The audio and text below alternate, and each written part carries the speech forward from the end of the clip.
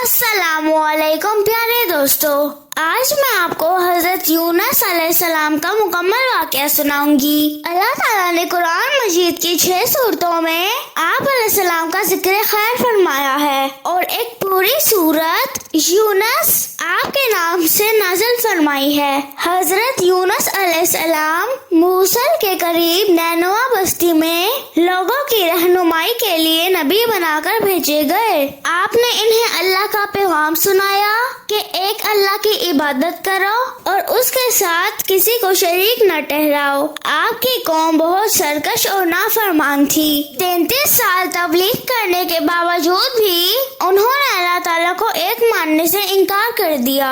آپ نے دکھی ہو کر ان کو اللہ تعالیٰ کی طرف سے سخت عذاب کی خبر سنائی، جس پر قوم کے سرکش لوگوں نے آپ کی باتوں کا مذاق اڑاتے ہوئے کہا، اگر تمہارے رب کی طرف سے عذاب آنے والا ہے تو ہمیں اس کا وقت بتاؤ۔ حضرت یونس علیہ السلام نے ان کو کہا کہ 3 دن تک تم پر عذاب الہی آ جائے گا۔ اس کے بعد حضرت یونس علیہ السلام اللہ کی طرف سے ہجرت کا حکم ملنے سے پہلے ہی نینوا بستی سے نکل گئے۔ آپ کے جانے سے تیسرے دن چاروں طرف سے عذاب الہی کے آثار نظر آنے لگے۔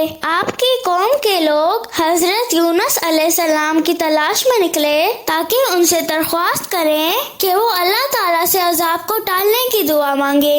حضرت یونس علیہ السلام انہیں نہیں ملے۔ قوم کو یقین ہو گیا کہ اب تو عذاب ضرور آئے گا، لہٰذا انہوں نے فوراً اپنے نبی کے ساتھ بدسلوکی پر ندامت کا اظہار کیا۔ پھٹے پرانے کپڑے پہن لیے، مرد، عورتیں اور بچے رو رو کر عذاب ٹالنے کی دعائیں مانگنے لگے۔ جانور اپنے بچوں سمیت آوازیں نکالنے لگے اور بڑا دقت آمیز منظر پیدا ہو گیا۔ اللہ کی رحمت جوش میں آئی اور اس نے قوم یونس پر آنے والے عذاب کو ٹال دیا۔ ادھر حضرت یونس علیہ السلام دریا میں سفر کرنے کے لیے مسافروں سے بھری ہوئی کشتی میں سوار ہو گئے۔ جب کشتی دریا کے درمیان پہنچی تو وہ ڈگمگانے لگی اور قریب تھا کہ وہ ڈوب جائے۔ ملح نے کہا کہ کوئی ایسا مسافر کشتی میں سوار ہے جو اپنے مالک سے بھاگ کر آیا ہے، جب تک وہ کشتی سے نہیں نکلے گا کشتی کنارے پر نہیں پہنچ سکے گی۔ کشتی پر سوار افراد میں سے کوئی بھی اپنے آپ کو مالک سے بھاگنے والا نہیں سمجھ رہا تھا۔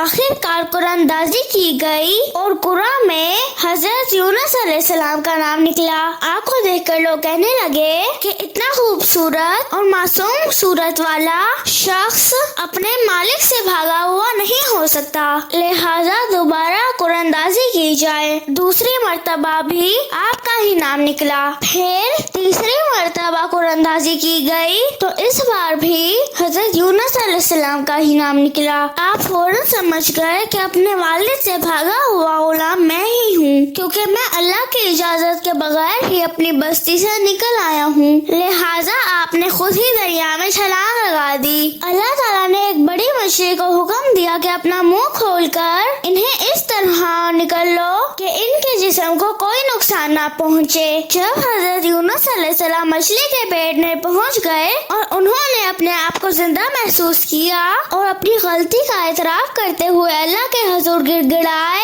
جب آپ نے اللہ تعالیٰ کی تسبیح کے ساتھ دعائیں کلمات کہے تو اللہ تعالیٰ نے آپ کی دعا قبول فرمائی اور 40 دن بعد مچھلی کو حکم دیا کہ انہیں دریا کے کنارے لے جا کر پیٹ سے اگل دو۔ مچھلی نے اللہ تعالیٰ کے حکم کی تعمیل کرتے ہوئے آپ کو اگل دیا۔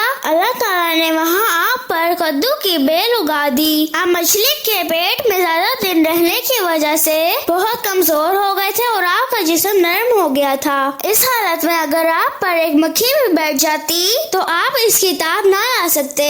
کدو کی بیل کے پتے چوڑے ہونے کی وجہ سے سایہ گھنا ہوتا ہے اور اس کے قریب مکھی بھی نہیں آتی۔ اس کے ساتھ آپ کے لیے ایک دودھ دینے والی ہرنی کو پابند کر دیا جو صبح شام آ کر آپ کو دودھ پلاتی تھی، یہاں تک کہ آپ بالکل تندرست ہو گئے۔ اور جب واپس اپنے قوم کے پاس آئے تو دیکھا وہ سب مسلمان ہو گئے تھے۔ پیارے دوستو، یہ تھا حضرت یونس علیہ السلام کا واقعہ۔ اگر آپ کو ایسے اور واقعات دیکھنے ہیں تو ہمارے چینل کو لائک اور سبسکرائب کر دیں۔